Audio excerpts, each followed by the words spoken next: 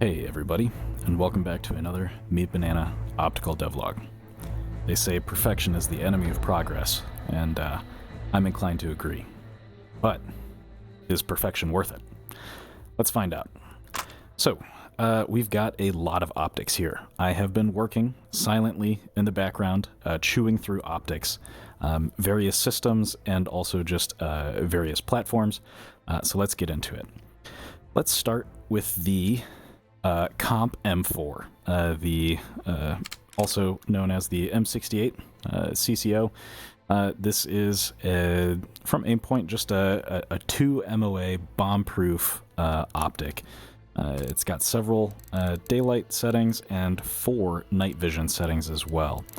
It gets pretty decently bright, and we'll get into this wonderful Killhouse here soon. But the comp mounting system also has some options for us here.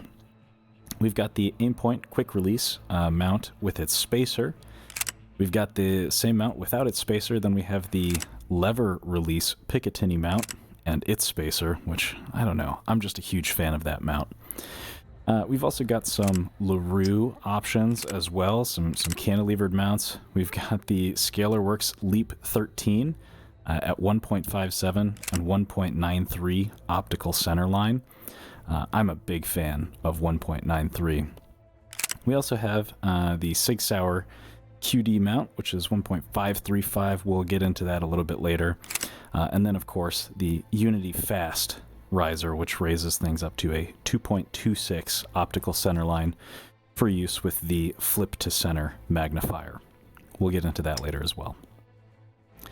So that is the Comp M4. Then we have the Comp M4S. This is largely identical, the same site, the same settings. However, the battery compartment is mounted on the lower half of the optic, so it just occupies a little bit less of your field of view. Same mounting options are available for the Comp M4S. Now, another optic that uses this platform is the Sig Romeo 7. This is also yet another 2 MOA site. It's got, I believe, fewer brightness settings. It's got 10 illumination settings and then only 2 night vision settings. And as you can see, we scroll through them here on the brightness knob there. I should have mentioned this as well, but all of the Comp and Romeo optics have, on the flip side, front and rear lens cap options. So we've got a rear cap here. We have an anti-reflective device, whoops, if I pop up there, which you can combine with a front lens cap or just have the front lens cap. So let's do the ARD and front lens cap, which, as you may remember, you can rotate to your desired angle. So we can flip that open, crank the brightness here. Let's bring that over to the side a bit. And we'll also open up our front cap there and look at that lens reflector. Looks great.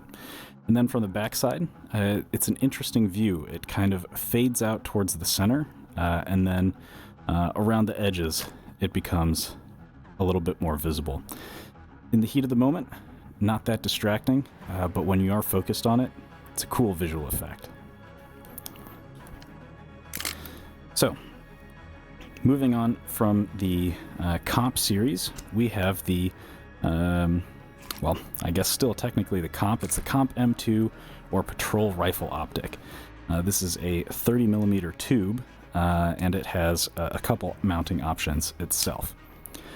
So naturally, it has this low sitting mount. We've got a 30mm and 39mm optical centerline Picatinny mount.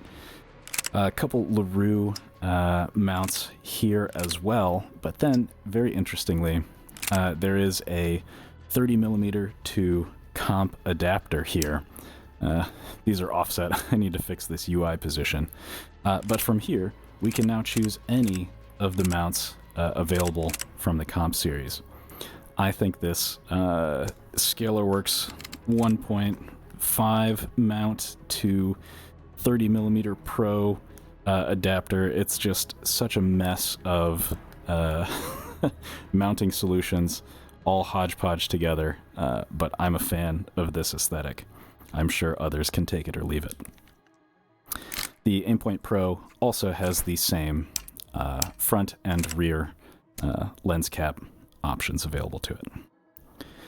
So, transitioning from the Comp series into the Micro series, we've got the Comp M5S. I think we've gone over the Comp M5 in the past, but just in case we haven't, this is a micro pattern optic from Aimpoint.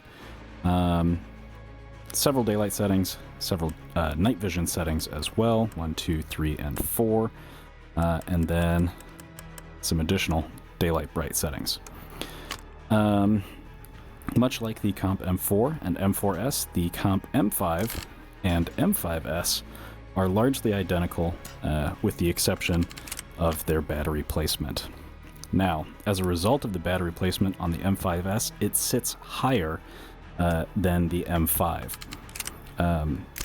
I have the LRP 30mm mount on the M5S and the 39mm mount on the Comp M5. Do the math, that's your offset between the two of these optics. Take some additional math. It will mess up some of the other mounting heights, but that's the price you pay to get that battery compartment out of your peripheral vision.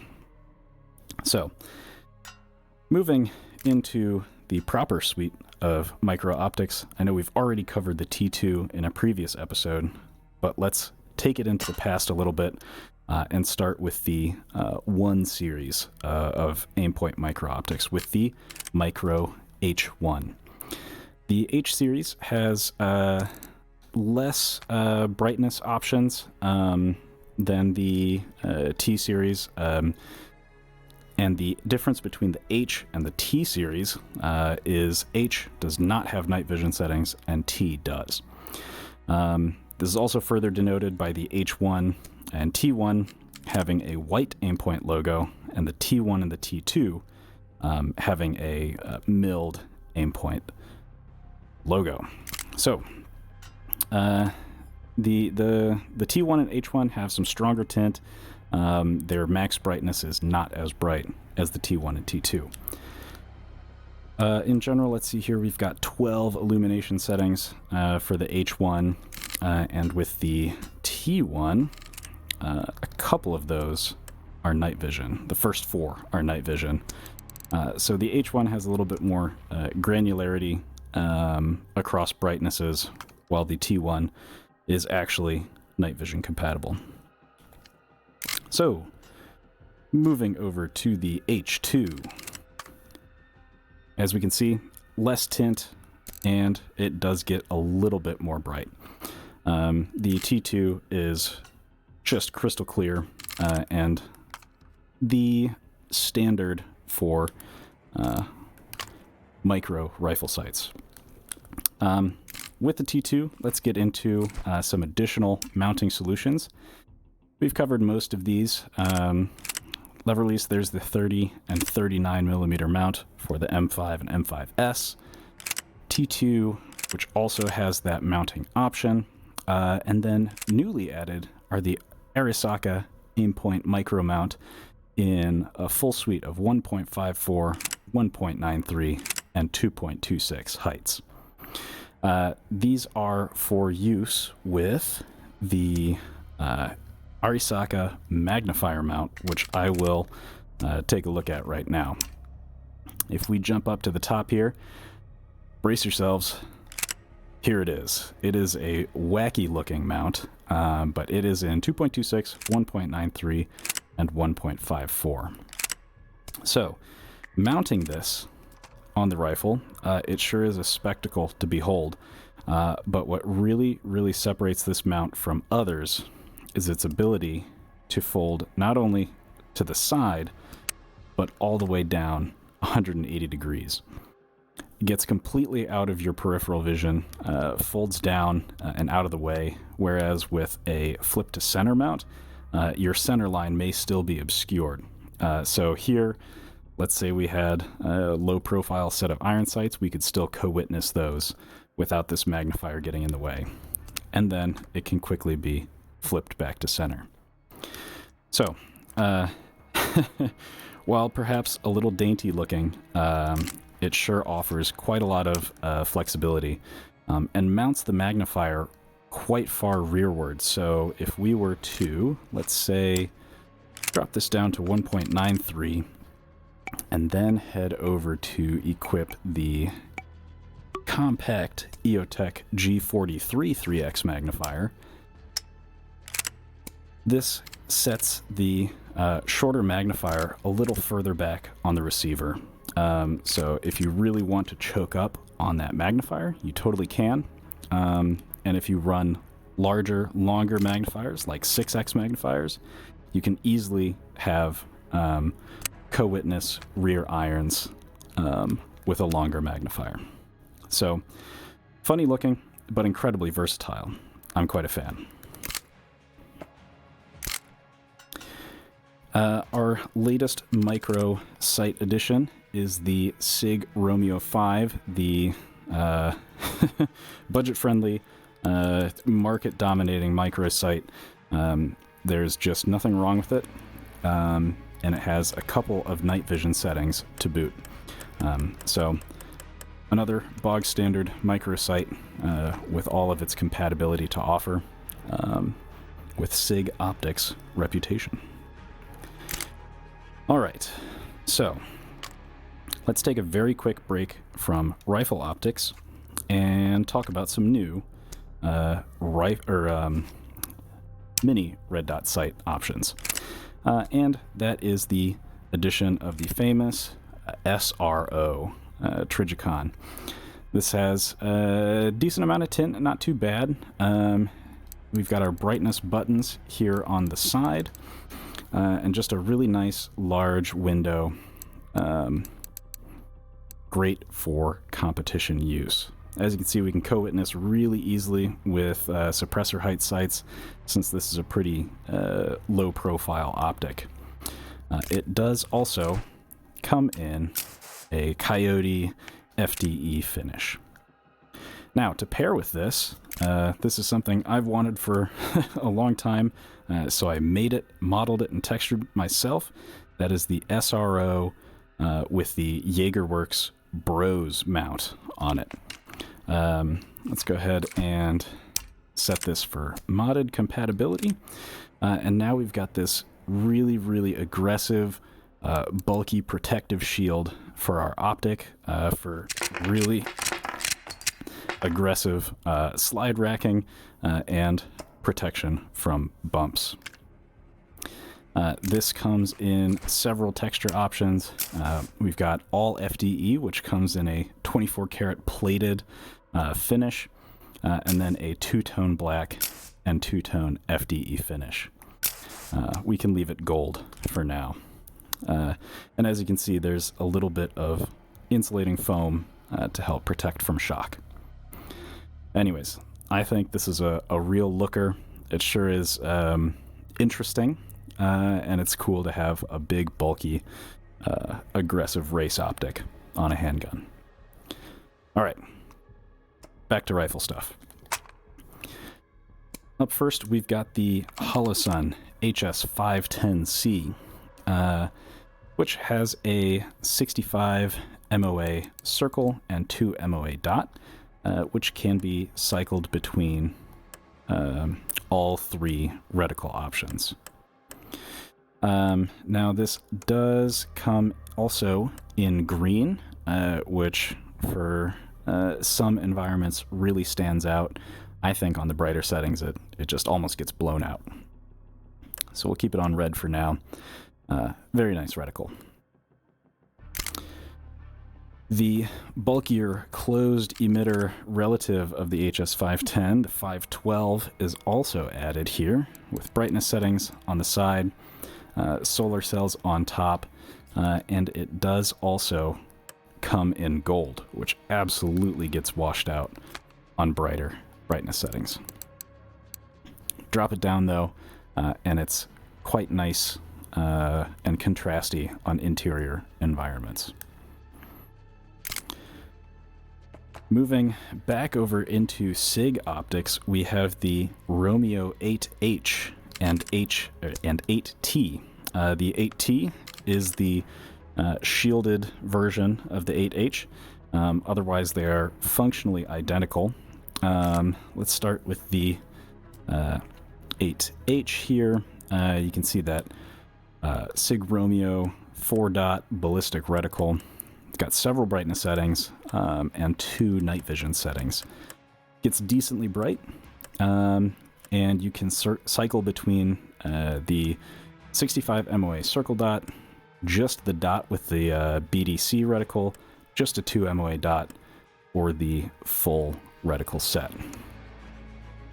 If we want to, let's go ahead and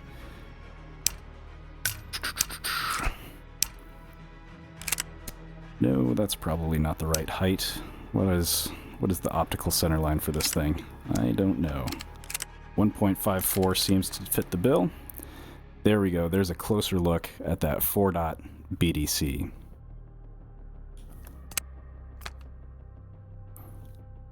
All right. So the 8T is completely identical. It just has a larger enclosure to help protect from bumps and impacts. All right, both of these also come in FDE and black. There we go. Now, moving on to more optical centerline math, we have a set of Unity risers here. I'm going to go ahead and take this G33 and put it in a Unity fast flip to center and flip to center omni mount. Let's stick with the classic. Also put it in FDE just to look good. All right. So this brings the center line of our magnifier up to 2.26 inches. The EXPS3 paired with this Unity fast optic riser brings the EXPS3 up to 2.26. This is probably the more common setup you've seen in 2.26. A little bit high, but you get used to it. With that flip to center mount, nice and compact. Now, the EXPS3 is not the only optic that co-witnesses at this height. However, there are some that do not, such as the Romeo 8T or the 512. And that's where this accessory riser comes in. It's ever so slightly taller than... You can barely see it. It's a matter of centimeters. It's just slightly taller and brings the reticle of some of these optics perfectly in line at 2.26 without any of the body or enclosure getting magnified as well. So that's the 8H and the 512 as well. There we go. Looks pretty nice and tidy on that smaller mount. And then there's that gold dot reticle magnified at 3x. Pretty sharp. Perfect. Now, for even lower profile optics, little jump there, whoops, the Unity Absolute Riser comes into play for optics like the XPS series from EOTech. Also brings that up to 2.26. So, lots of math to be played with. If you know the specific center line of your optic, you can pair it appropriately with the right riser. Anyways, that is everything for this video.